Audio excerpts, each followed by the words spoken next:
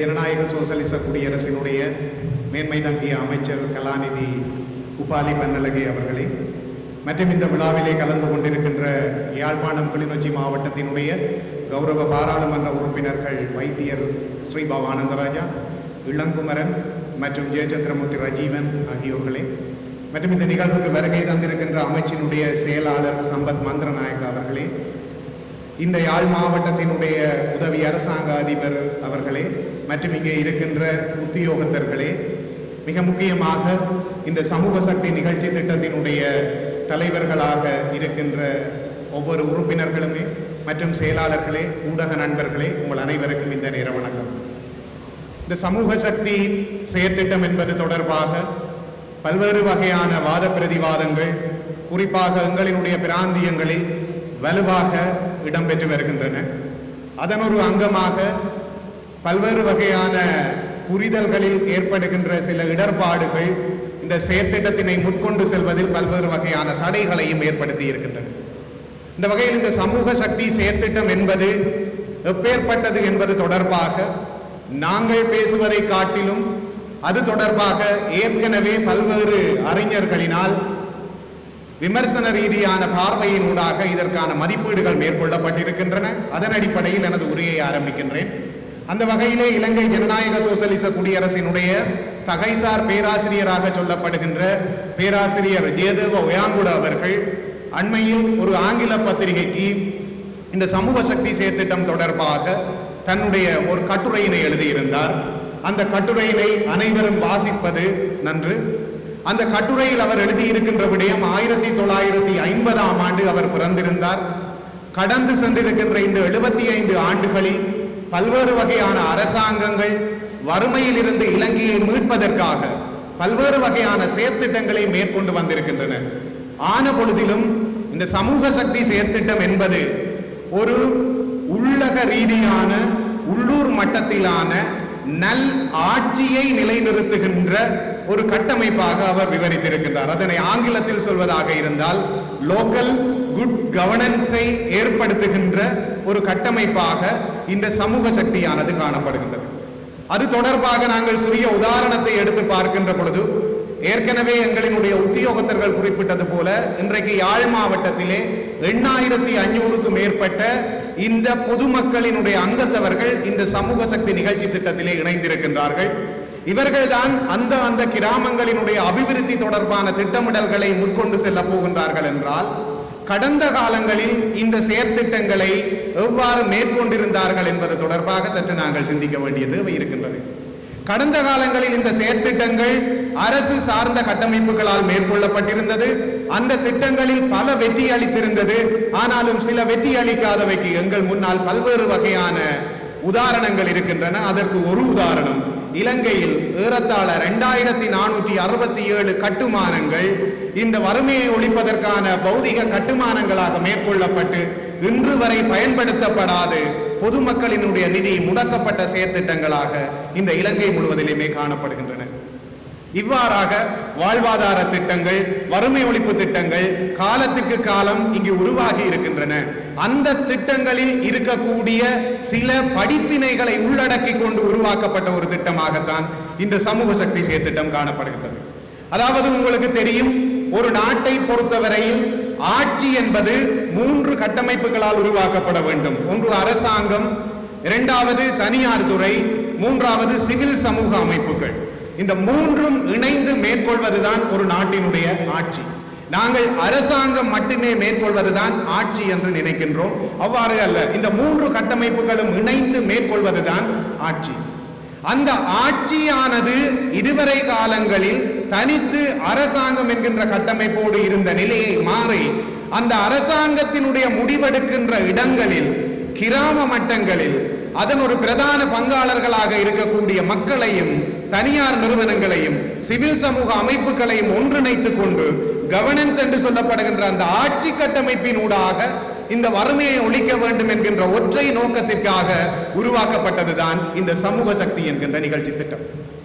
இந்த ஆட்சி என்பது நல்லாட்சியாக மாற வேண்டுமாக இருந்தால் அங்கு 8 பிரதானமான பண்புகள் இருக்க வேண்டும். அதில் முதலாவது பங்கு பெற்றுதல், பார்ட்டிசிபேஷன். இரண்டாவது ரெஸ்பான்சிபிலிட்டி, பொறுப்பு என்று சொல்லுவோம். மூன்றாவது வினைத்திறனும் விளைதிறனுமானது என்று சொல்லுவோம்.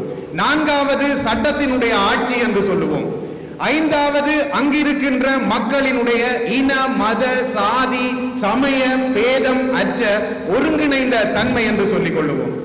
ஆறாவது அங்கே இருக்கக்கூடிய செயல்முறைகள் ஒவ்வொன்றும் ஒன்றோடு ஒன்று தொடர்பு பட்டதாக ஈக்விட்டி அண்ட் ஈக்குவாலிட்டி என்று சொல்லப்படுகின்ற சமத்துவமானதும் சமனானதுமான தன்மையோடு இருக்க வேண்டும். இவ்வாறாக 8 பண்புகளை உள்ளடக்கியதாக இந்த ஆட்சி அமைகின்ற பொழுது மட்டும்தான் அது நல்லாட்சியாக இருக்க முடியும்.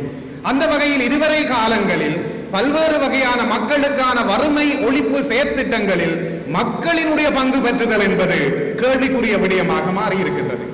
மேலிருந்து கீழான ஒரு அணுகுமுறையினூடாக அரசாங்கத்தினால் ஒரு திட்டம் முன்மொழியப்பட்டு அந்த திட்டமானது கீழ் நோக்கி வருகை தந்து அது அமுல்படுத்தப்பட்டு அது மக்களால் ஏற்றுக்கொள்ளப்படாத சந்தர்ப்பங்களில் அவை நிர்மூலமாக்கப்பட்டு எதிர்ப்புகளாக மாறி இறுதியில் மக்களினுடைய வரிப்பணத்தில் ஆரம்பிக்கப்பட்ட திட்டங்கள் மீளவும் முடக்கமுறுகின்ற நிலை இந்த நாட்டில் நிறையவே இருக்கின்றது. அது இங்கிருக்கின்ற அரச உத்தியோகத்தர்கள் அத்தனை பேருக்கும் தெரியும். ஒவ்வொரு கிராம சேவையாளர் பிரிவுகளிலும் அவ்வாறான நிகழ்ச்சி திட்டங்கள் நிறையவே இருக்கின்றன. இங்கு பாரிய பிரச்சனைக்கு காரணம் அந்த தீர்மானம் எடுக்கின்ற இடத்தில் மக்களினுடைய பங்கு பெற்றுதல் என்பது மிக மிக மிக குறைவாக இருந்திருக்கின்றது. ஆகவே இந்த சமூக சக்தி செயற்திட்டம் என்ன செய்கின்றது என்று சொல்லி சொன்னால், ஒவ்வொரு கிராம சேவையாளர் பிரிவுகளிலும் குறைந்தபட்சம் 10 அங்கத்தவர்களையாவது கொண்டிருக்க வேண்டும். மொத்தமாக 25 அங்கத்தவர்களை கொண்டிருக்கின்றது. அது தவிர கிராமத்தின் அத்தனை பாகத்திலும் இருக்கின்றவர்களை உள்ளடக்குகின்றது. இன மத சாதி மொழி பேதங்களை தாண்டிய அத்தனை பேரினுடைய பிரதிநிதித்துவத்தையும் கொண்டு வருகின்றது. ஏற்கனவே இருக்கக்கூடிய சட்ட வரன் முறைகளுக்கு உட்பட்டதாக திட்டத்தை மேற்கொள்ளுகின்றது என்கின்ற அனைத்தையும் நாங்கள் பார்க்கின்ற பொழுது நான் ஏற்கனவே சொன்ன அந்த 8 விடயங்களையும் உள்ளடக்கியதாக தனியாரையும் அரசையும் சிவில் சமூக அமைப்புகளையும் ஒன்றிணைத்ததாகிய கிராம மட்டத்தினுடைய பிரச்சனைகளை அந்த மக்களே அடையாளம் கண்டு அந்த மக்களே அதற்கான தீர்வுகளை அடையாளம் கண்டு அதனை அமுல்படுத்த வேண்டிய நிறுவனங்களிடம் வழங்குவதனூடாக அது அமுல்படுத்தப்படுகின்ற வேளையில் அது சரியாக அமுல்படுத்தப்படுகின்றதா என்பதனை மேற்பார்வை செய்கின்ற ஒரு பாத்திரத்தையும் வகிக்கக்கூடிய ஒரு மிகச்சிறந்த நிலைக்கு இலங்கையினுடைய கிராமங்களை கொண்டு செல்வதுதான் இந்த கட்டமைப்பினுடைய பிரதானமான நோக்கம். எங்களுக்கு தெரியும், இலங்கையானது 2022ஆம் ஆண்டுக்கு பின்னர் ஏற்பட்ட பொருளாதார நெருக்கடி காரணமாக பல்வேறு வகையான இன்னல்களை சந்தித்து வந்திருந்த பொழுதும் 2025ஆம் ஆண்டுகளில் பொருளாதார ரீதியாக நாங்கள் ஸ்திரமான ஒரு நிலைமையை அடைந்திருந்தோம். அதனுடைய விளைவுகள் தான் டித்ரா அனர்த்தத்தின் பின்னர் அந்த மக்களுக்கான வாழ்வாதாரங்களை கொடுக்க முடிந்திருந்தது. இவற்றினூடாக நாங்கள் எதை சொல்ல முனைகின்றோம் என்றால், இலங்கை என்கின்ற நாடு பொருளாதார ரீதியில் ஒரு ஸ்திரமான தன்மையை அடைந்திருக்கின்றது. டாலர் சார்ந்து ஒரு தன்னிறைவான ஒரு பலம்பலற்ற நிலையை ஏற்படுத்தி இருக்கின்றது. பொருளாதார ரீதியாக அடுத்த ஒரு பிரச்சனை அடுத்த 5 ஆண்டுகளுக்கு வர முடியாத நிலையை எட்டி இருக்கின்றது. ஆனால் இந்த நிலை எங்களினுடைய கிராமத்து மக்களிடம் எட்டப்பட்டுள்ளதா என்கின்ற கேள்வியை கேட்கின்ற பொழுது பல்வேறு வகையான பிரச்சனைகளை எங்களுடைய மக்கள் இன்னமும் சந்தித்துக் கொண்டிருக்கின்றார்கள். ஆகவே நாட்டினுடைய பொருளாதாரமானது உயர்வாக இருப்பது என்பது ஒரு தற்காலிகமான அபிவிருத்திக்கான குறிகாட்டியே தவிர நிலைபெறான அபிவிருத்திக்கான குறிகாட்டி கிடையாது. நிலைபெறான அபிவிருத்திக்கான குறிகாட்டி என்பது நாட்டினுடைய அத்தனை கிராமங்களில் இருக்கக்கூடிய ஒவ்வொரு தனி மனிதனது வாழ்வாதாரத்திலும் ஏற்படக்கூடிய சமூக முதலிலும் சரி, கல்வி முதலிலும் சரி, பொருளாதார முதலிலும் சரி, பௌதீக முதலிலும் சரி, சுற்றுச்சூழல் முதல் என்று சொல்லப்படுகின்ற இந்த 5 முதல்களிலும் ஏற்படுகின்ற ஒரு அபிவிருத்தி மட்டும்தான் நாட்டினுடைய அபிவிருத்தியை உறுதிப்படுத்தும். இதற்கு ஒரு உதாரணத்தை எடுத்துக்கொண்டால், ஒரு குடும்பம் இருக்கின்றது. அந்த குடும்பத்திலே தந்தையும் தாயும் 3 பிள்ளைகளும் இருக்கின்றார்கள். தந்தை மாதாந்தம் 10 லட்சம் சம்பளம் பெறுகின்றார் என்றால் எங்களினுடைய அரச கணக்கீட்டின்படி அந்த குடும்பம் வறுமையற்ற குடும்பம், தனக்கான வருமான வரியை செலுத்துகின்ற குடும்பம். அந்த குடும்பத்தை வைத்துக் கொண்டு எங்களுடைய கிராமத்தில் வளர்ச்சியடைந்த குடும்பம் இருக்கின்றது என்கின்றதை நாங்கள் சொல்லிக் கொள்ள முடியும். அந்த தந்தை அந்த குடும்பத்தை விட்டு பிரிகின்ற நிலையில் அந்த தாயும் 3 பிள்ளைகளும் அஸ்வசும பயனாளிகளாக மாற வேண்டிய நிலைமை ஏற்படும் என்பதனை இங்கிருக்கின்ற அனைவரும் ஏற்றுக்கொள்ளுவோம். ஆகவே ஒருவரினுடைய வளர்ச்சி என்பது ஒரு பொழுதும் நிலைபெறான வளர்ச்சிக்கு ஈடாக மாட்டாது.